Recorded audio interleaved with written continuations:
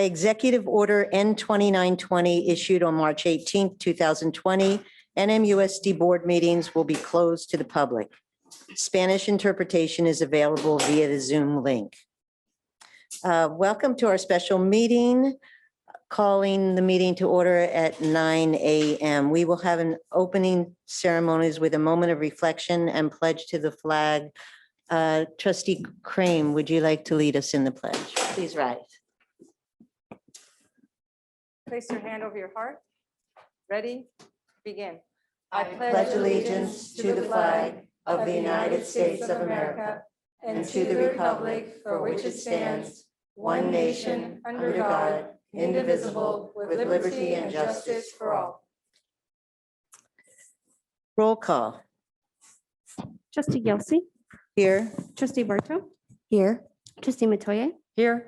Trustee Anderson, Trustee Crane, here, Trustee Ursulou, here, Trustee Weigand,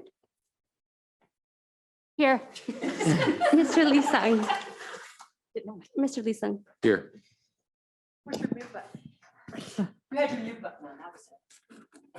Item 5, adoption of the agenda, and I would request that we switch items 7A and 7B in reverse order. So we'll start with 7B and then do 7A.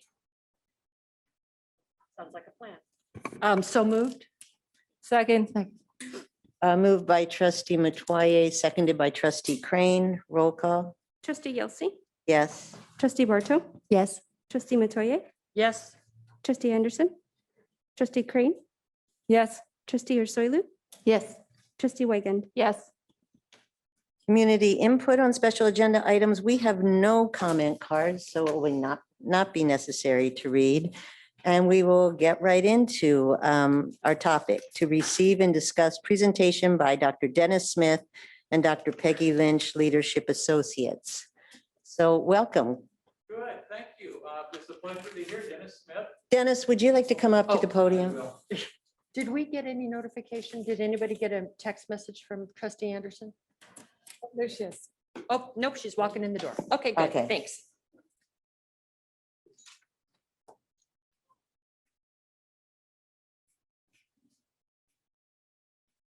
Okay. Good morning. Good. President Yelsey and board members, it's a pleasure to be here. My name is Dennis Smith, a lead search partner with Leadership Associates, and this is Peggy Lynch. Good morning. Morning, and we'd like to just have a chance to chat with you a little bit and maybe introduce ourselves through a little bit of a PowerPoint, just 4 or 5 slides that give you an overview of who we are, and then open it up for discussion and conversations. Is that acceptable? And Very then good. is it okay if I sit down from there, or should I be standing here? If I I can think stand to here- get you on the microphone Okay. that we need you up Okay, here. then that works. Alt and tab. Okay. Okay. The alt and tab.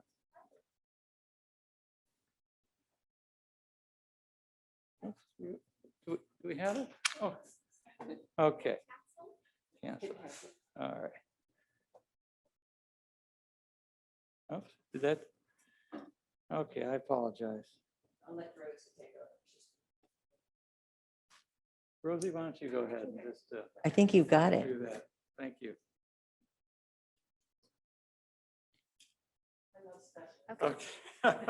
Rosie. That was pretty impressive. It's quicker than we normally get things. We do searches much better than we do technology, but thank you. So Dennis Smith is my name once again. I just wanted to introduce to you myself and who would be members of our team. And so as you see, Dennis Smith, I've been an educator for nearly 40 years. I was superintendent right next door in Laguna Beach, where I still live and have since the mid 80s, and was also in Cajon Valley and San Diego and Irvine Unified School District, an outstanding school system. And then I went to Orange County, Florida, to become superintendent. It's a large district of about 150,000 students. Terrific opportunity, just was the experience of a lifetime for me. The family missed California, and then came back and finished my last 12 years as superintendent of Placentia Yorba Linda Unified School District. A district not exactly like Newport-Mesa, but when you have multiple cities and jurisdictions, and people from all ends of the socioeconomic and spectrum, which is just incredible. So that was a great experience for me. And since then, I've been just doing this search work and working with boards across the state. And it's something I've truly loved doing. Let me introduce Peggy and let her chat. Hi, so it looks like Dennis can't hold many jobs though, because he keeps moving. So I only did 2 districts.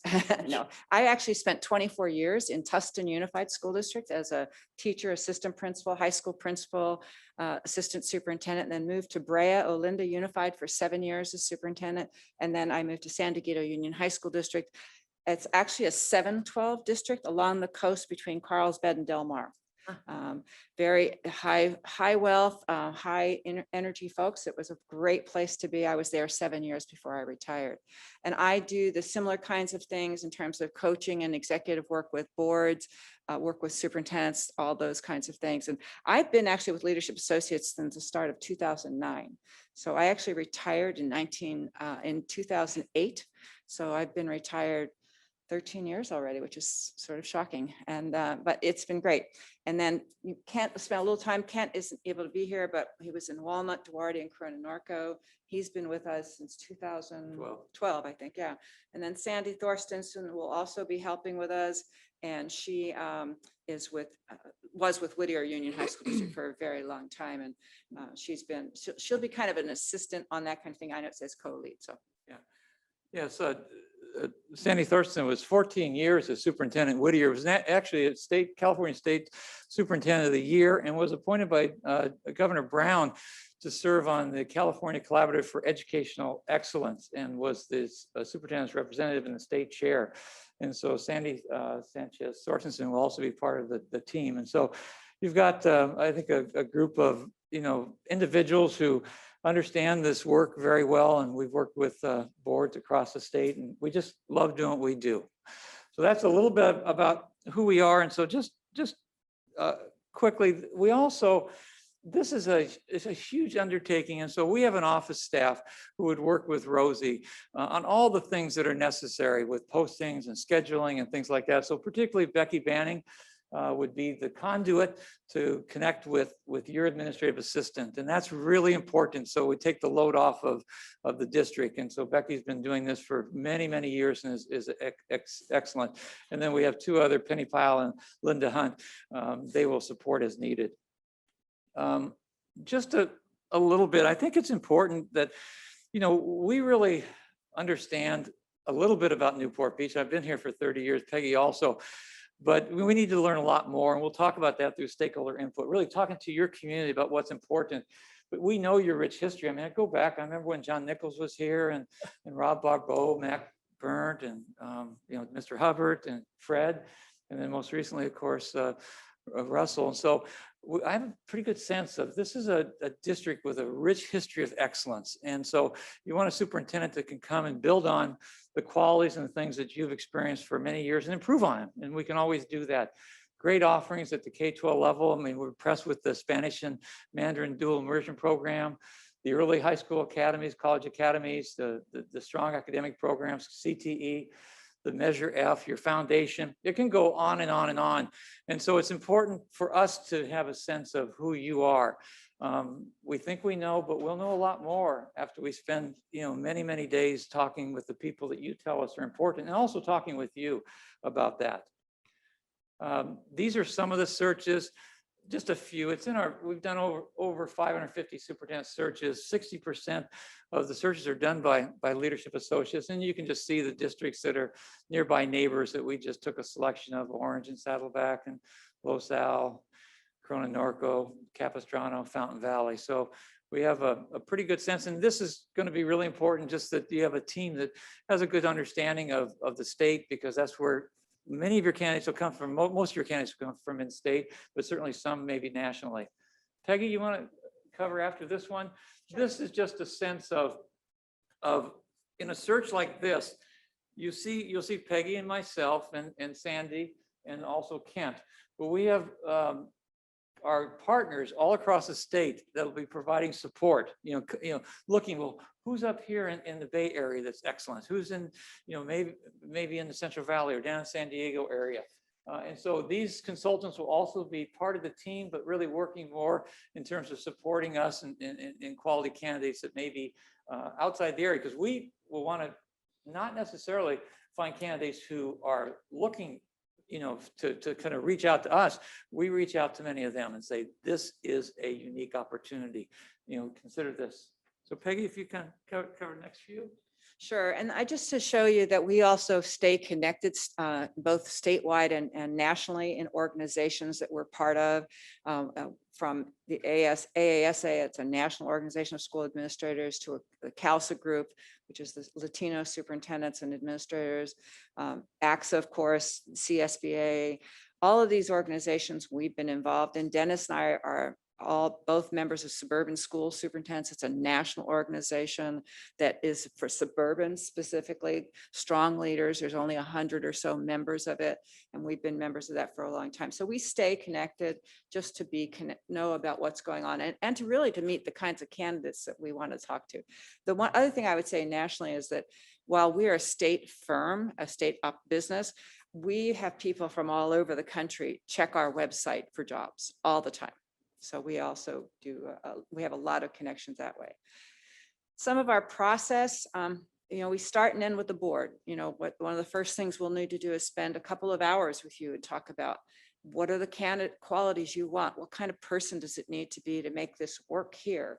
And then, of course, obviously going all the way through that, at times we'll meet with the board, and ultimately when you select. We'll take stakeholder input in person or virtual. We've learned how to do a lot of things virtually and on Zoom that we didn't know we'd know how to do. A lot of interviews, online survey. The online survey can be in different languages. We have several languages. We can use that. Outreach to your district employees, your stakeholders, and your community leaders. And you'll help us identify those when we come to you and say, who do we need to talk to? Personal outreach, broad advertisement, extensive vetting, thorough reference check. That whole process is really key to this. As Dennis said, our partners, we actually have twice a month meetings on Zoom to talk about what searches we're doing, how are things going, who's out there we should be talking to, all that kind of thing. So it's us, but it's all the other partners who help us do that. And then it's really important for us to spend a good time vetting candidates to really make sure there's no surprises for you, no surprises for us. We don't want that to happen. And then we come to you and we say, here's the candidates. You'll see all the pool of candidates. You'll see everybody's application materials. We do that through a portal electronically, so you can kind of review everything before we meet with you. And then once we meet with you, we're going to make some recommendations of candidates that we think match the best. Based on the profile, based on the position description we've developed from all that input, we're going to say, these are the people that from our reference checking, all that we've learned, these really match well. That doesn't mean you have to interview those, because you may say, okay, I like this, but I don't like that, or I know something else that I didn't know. Hopefully that will never happen. We'll already know, but we want to be sure you'll make that selection. You'll select who you want to interview. We'll help develop sample questions. We'll do the whole organization of the process. We develop all the materials for you to use to do that the interviews themselves. And then you'll do the interviews and hopefully get it. Hopefully, if we've done our work, it's going to be a hard decision. That's our goal, is to make it a hard decision for you. So just the closing thoughts is, our search is your search. This is your search. It's tailored to meet the needs that you have. And so we're going to work with you all the way through the process. And we'll want to set up a meeting. We talked about maybe next week for a couple hours, just to really work through the time frame, look through what process you want to follow, who are the key stakeholder groups. So it'll be the protocols used in a search. And so that's probably not today. We'll set up a time that works and bring your calendars, and we'll kind of work the calendar all the way through the next several months. So this is, again, your search. We want to make it work for you and certainly for this community. Everything's all inclusive. There's no other costs associated with the search at all. We talked about the team, with Becky Banning, supporting Rosie. That's really important. So you have us, but we also have support behind the scenes. It's personalized and high tech. And this is important. We're going to go with what you think is important in terms of what's very high tech in terms of portals. You'll see all the applicants online when that time comes, and you'll have access to it. But also, we have in person and we do Zoom and we do combinations. And we've actually found some pieces of the search are better by Zoom. The community input, stakeholder input, it's like gotten huge because we've been able to meet more people because they don't want to necessarily come to a centralized location. So using, technology has really helped with input. And the online survey, it's amazing. And we'll have that in Spanish, Mandarin, Korean, whatever languages you want. But so many people are just happy to be able to sit home and give you input. You'll see everything. We compile all that for you. You'll have several thousand people that will complete that, and we'll provide you an executive summary. We'll also provide you with the comments. So you'll see from the different communities, and we're talking about whether it be principals or teachers or community members or foundation members or classified or confidentials. You'll see by groups what people are saying is important to them in a new leader. And also, what are the strengths of the district? But equally important, what are the challenges? Because, someone has to be capable of handling the things that you're facing today and tomorrow. But you'll see all that. So that input's important. And as Peggy said, we're an experienced California firm, but we have a national reach.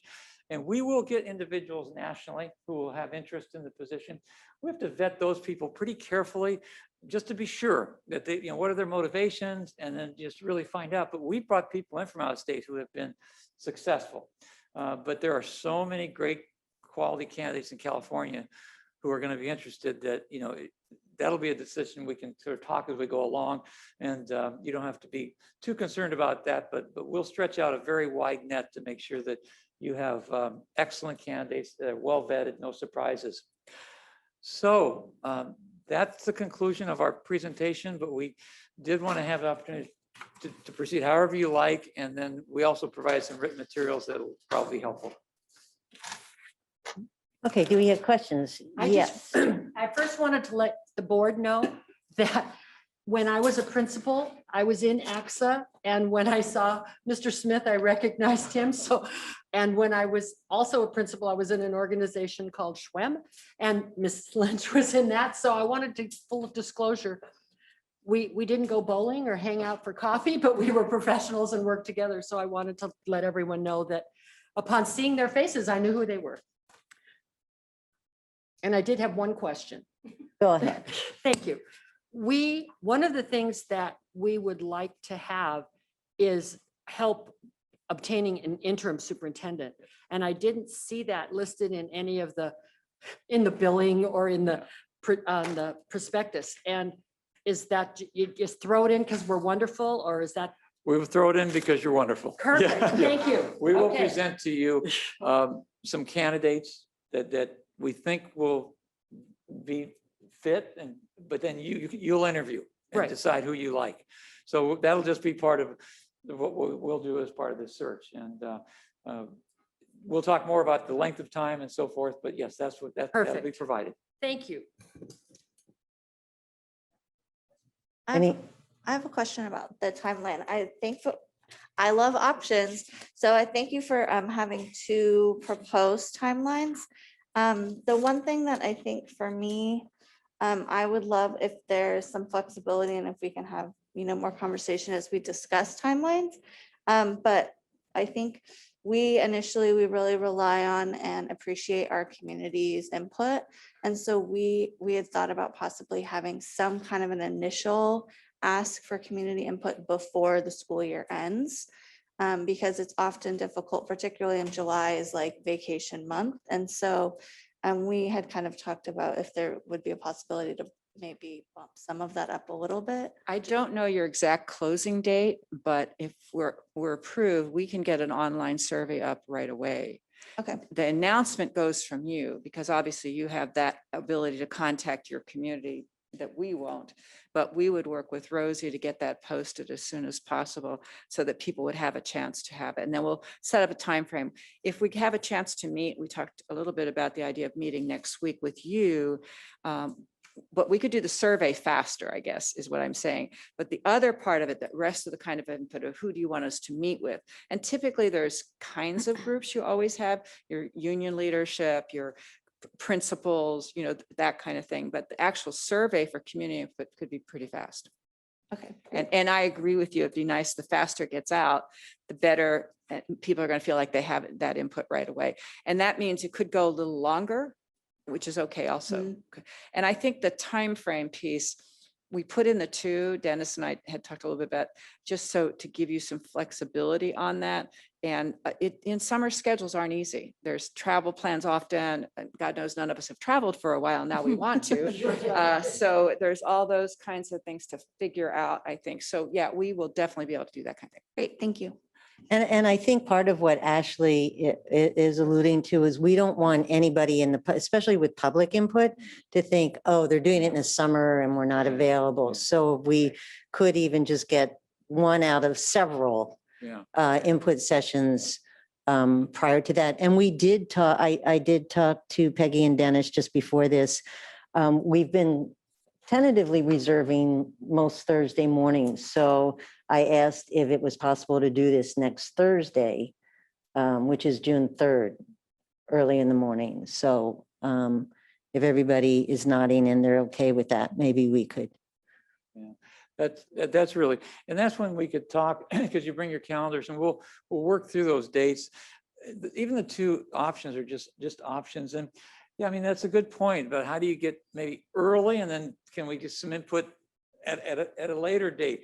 And so we'll kind of share with you how the ending date sort of pushes things in certain ways. But we have flexibility and it's really going to be your call. But I think being sensitive to the fact that no one has not had the opportunity to be a part of it is going to be critical. Trustee Crane. Yeah, actually, I was going to mention the fact that we had next Thursday, this coming Thursday, scheduled for a closed session, but is that too soon? To Not 2 days from now. We're Right. talking about June 3rd. Okay. Saying, is that too soon? It's 2 days from now. Too Yes, soon. it's a little too soon. They isn't it? can't do it 2 days from. Okay, got it. And then the second comment or question is, you already have templates for community input discussions and such that you could quickly organize and pivot right away after our Thursday, the Right. 3rd meeting. Yeah. Because our school end date is the week after, I believe, Mhm. isn't it? Superintendent Lee Sung. Yes, I want to say June 11th. Let me confirm that. So It is, but hopefully, even if we could get it close to that, people are still in town unless everybody decides they're bailing on June 10th and out June of here. 11th, they're on the road. Yeah. Let me give some thought to if there's how we might be able to do something prior to that time with selected groups that you think. Maybe you can be thinking about who would be really important during this timeframe. And then we'll have a second, more generous one. And so perhaps, and I can talk to President Yelsey or the superintendent or Rosie, whoever you like, we can actually begin working on that now. If you can think about a few of the groups that are going to be really important, because there is some scheduling piece that will probably be done by Zoom, which is actually going to be more convenient for folks. Mhm. And so let's see how we can maybe make that work prior to the end of school. And Yeah, to be fair, because for example, our teachers, this is really crunch time. They have, not only they have final exams, they have grades, they have to pack up their classrooms, et cetera. So I'm thinking, giving them a survey the week of, the 8th, 9th, that's probably cutting it too much for as far as their load. Yeah. And they're an important stakeholder. And well, we may also be able to provide it 2 times. I think we That's just want to true. get some Yeah. from some community people, Yeah, good point. that's right. make them feel that it's Which- during the school year that we're doing it, but then we can offer options over the summer Yeah, as very well. good point, President Yelsey. And we have the online survey that could be done that way and some stakeholder input Yeah. that could be done that way. So if you give that some thought, I'll follow up with whoever you think is Okay. appropriate. We could probably begin to work a little bit on thinking through that time frame and those dates. That would be the more compressed one. But then we want to really look to say, okay, where can we do it here? Now, remember by Zoom, it tends to work out pretty well for people, even if school is not in session. So let's try to see, we'll see how we can do both of those.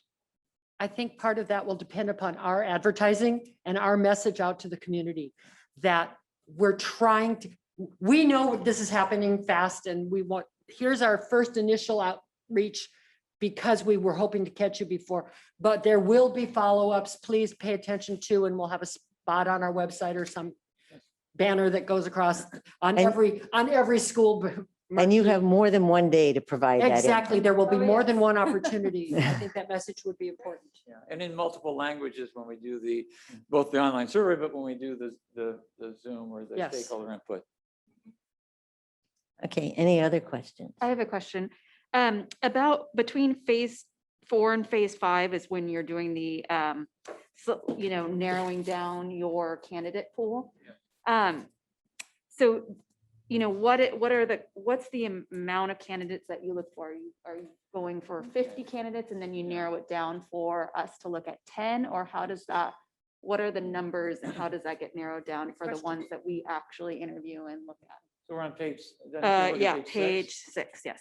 6. At this phase, what we do a broad-based recruitment it'll be in EdCal. It could be in a national journal. It goes on our website. And so we begin to bring those applications in, or people submit applications. We do through the screening, we make contact. And so we will, in a position like this, there may be anywhere from 30 to 35 applicants, completed applicants, 20 to 35. It depends. But we will vet all of those candidates. And so let's say there's 20 or 25 or 30, whatever the number is, we will share every candidate with you. But when we do that, we will have already done a position description based on the stakeholder input. And so and we've done our vetting. And so then what we would do is present to you all candidates. And we generally will tier those candidates. And we'll say, here's the top tier. We think this tier 1 most closely aligns with everything that you said. Then we may have a tier 1A, very, very close, a tier 2 and a tier 3. You'll see every candidate and you'll ahead of time. And then when we meet with you, we'll go through each candidate and say, this is why we put people in different tiers. But then very often boards will say, well, what about, we can move these any way that you like. But we have the background to know maybe there's a reason why someone fell to this tier.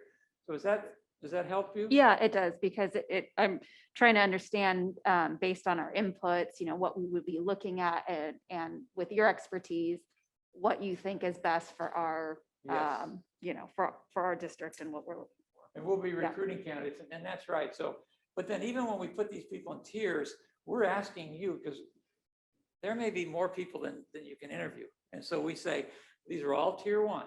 Now you just see what you think and ask us questions, and even with tier 1A or tier 2.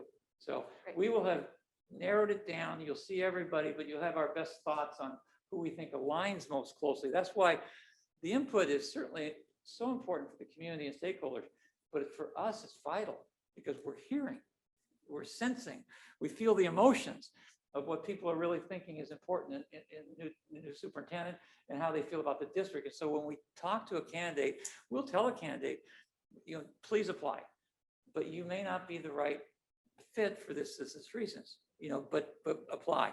So that's the process that we go through. Then I had another question. Now, do these candidates when do they have to tell their districts that they are actually looking? Where in that process?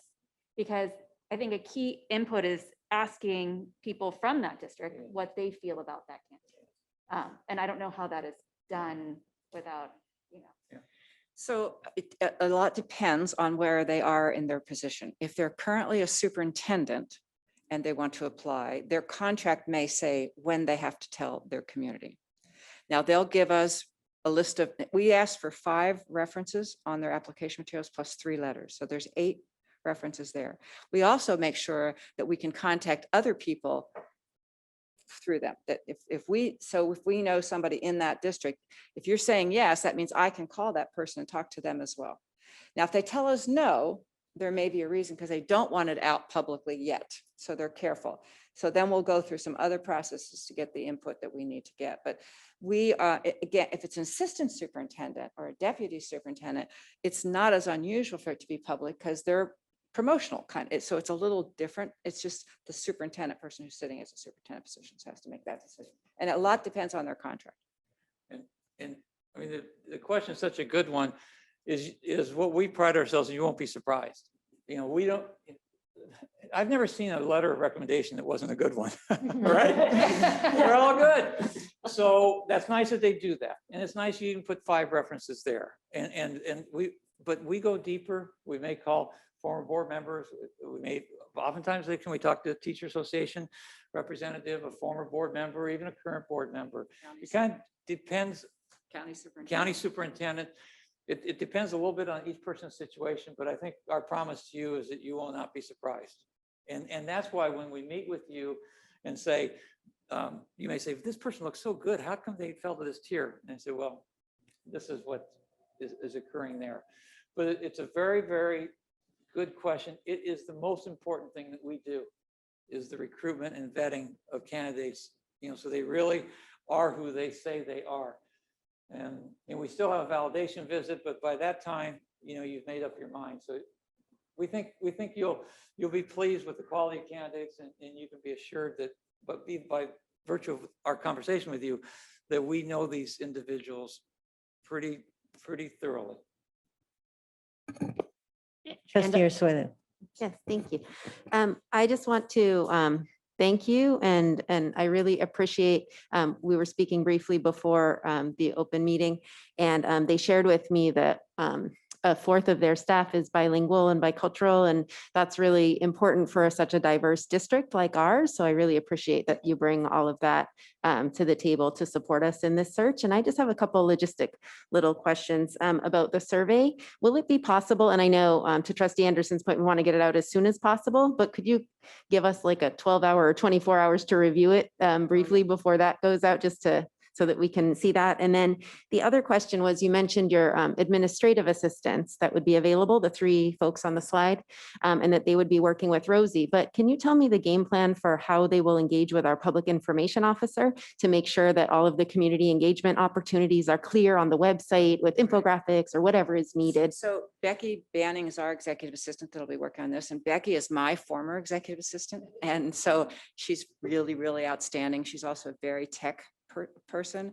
So she's able to work with that, whether it's Rosie or your PIO, to get the information out, how you, almost every district we work, especially this larger districts, put it on their website with like a superintendent update. So there's information all the time that people can check.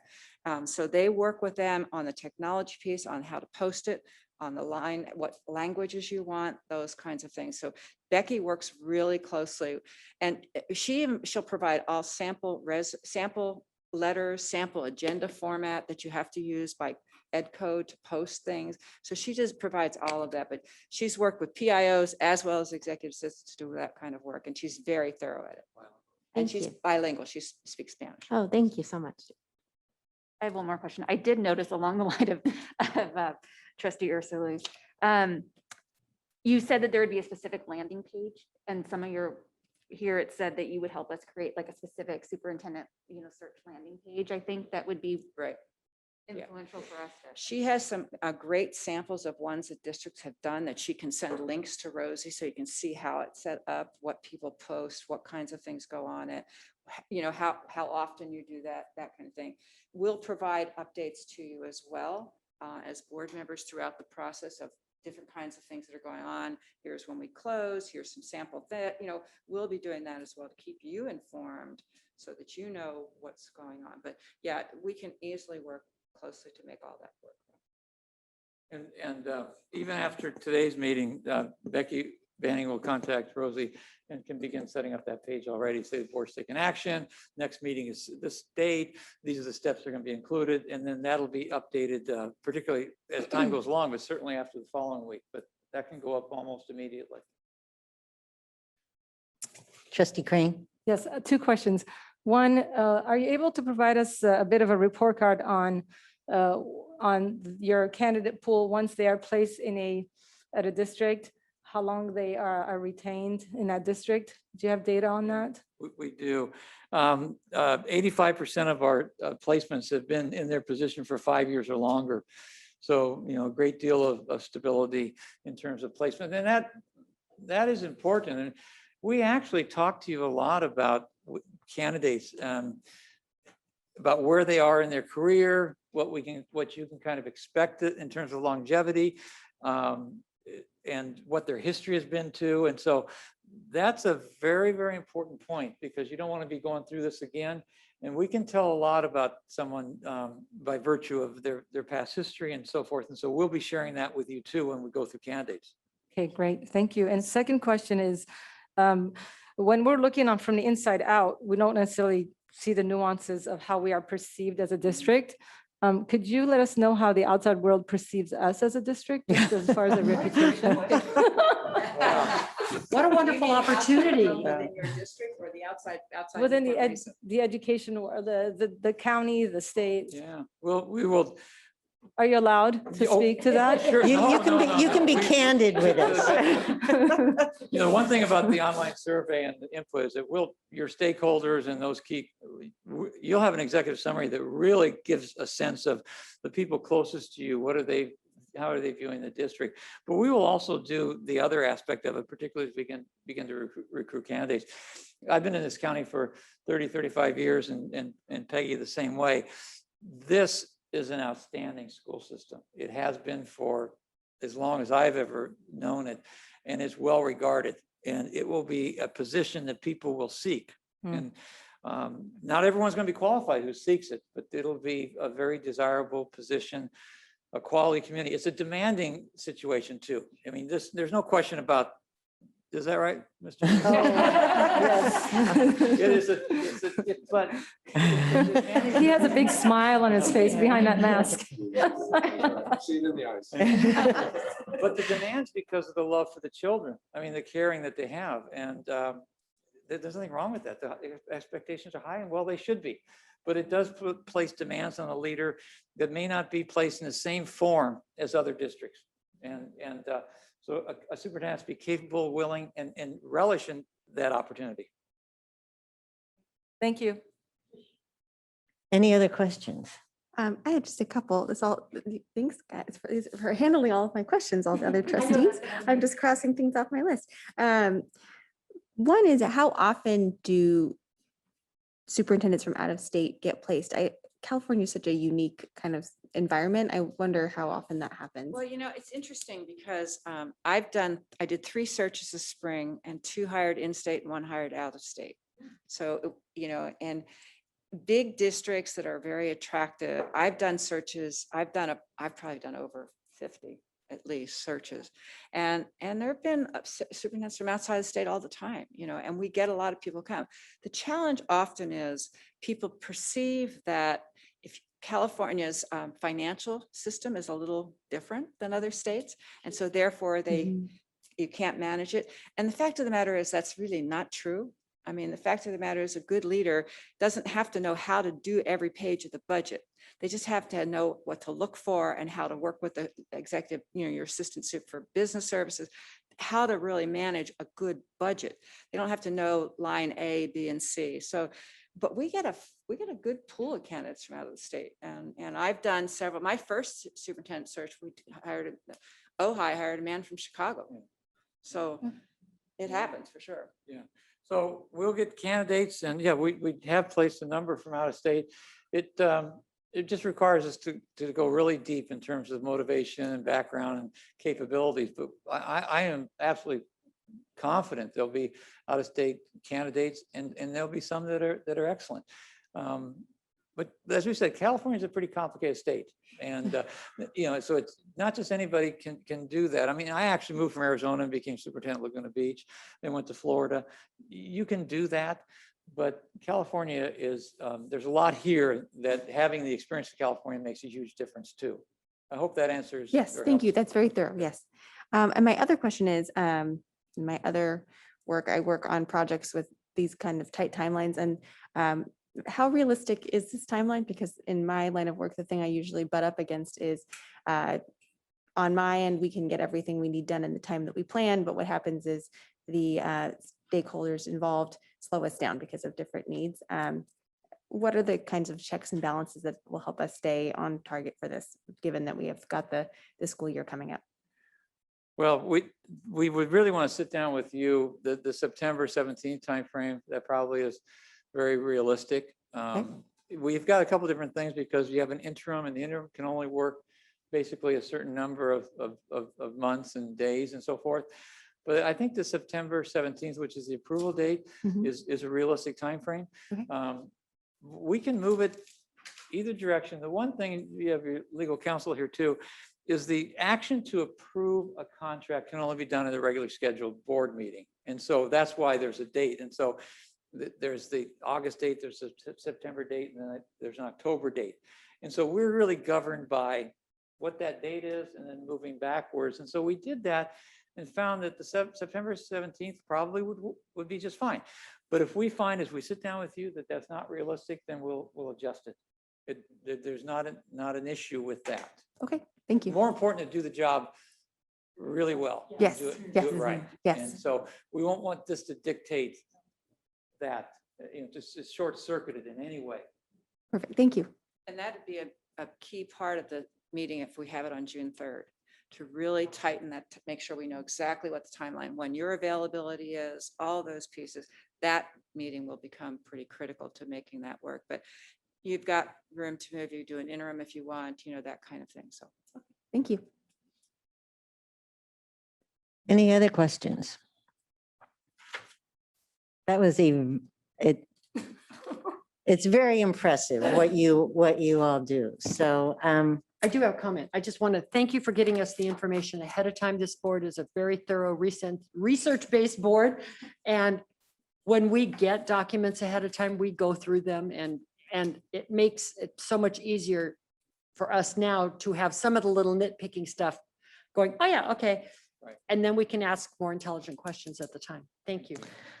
so I'm going to go back to item 7A now, which is approval of service agreement with Leadership Associates to conduct the superintendent search. Do I have a motion? So moved. Second. Moved by trustee Metoyer, seconded by trustee Wygan. And it's a roll call vote. Discussion? Do we need any discussion? We did have discussion, but is there Oh. more discussion? Okay. Just asking. Trustee Roll call. Yelsey, Yes. trustee Barto, Yes. trustee Matoye, Yes. trustee Anderson, Yes. trustee Crane, Yes. trustee Ursulou, Yes. trustee Wigand. Yes. Okay, terrific. We look forward to working together, and I think we got a nod that everyone was available the morning, the same time. Is that okay? Yeah. Um, The earlier the better for me. If, I mean, would 8:30 be okay for people? Is 8:30 okay? Sure. Trustee Anderson? Okay, why don't we make that for 8:30 a week from Thursday on June 3rd? And you will have our undivided attention to give you input. And that's done in closed session? Is it The majority of that is done in open session. in open session? And Okay, then the closed session would be a smaller portion of that. okay, okay. Well, thank you both very much. We appreciate that. Thank you. It was good to see you. We will now move into closed session. The item is public employee appointment, Assistant Superintendent, Secondary Education. And we will return to the public webinar with a readout. So thank you very much. Appreciate it. I have a report of action from closed session. The Board of Education is pleased to announce that Ms. Carrie Torres has been appointed to the position of Assistant Superintendent, Secondary Education. Ms. Torres will report to work as soon as released from her current employment with the Brea Olinda Unified School District.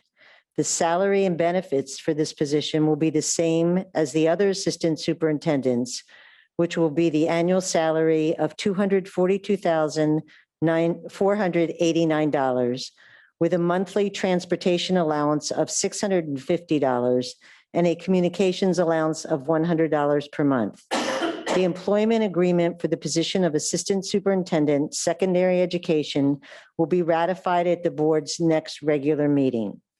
The roll call vote in closed session for Ms. Torres' appointment was 7 voting yes, 0 voting no.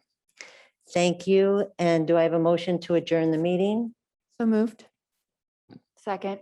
Moved by trustee Barto, seconded by trustee Wygan. And we will adjourn. Thank you very much.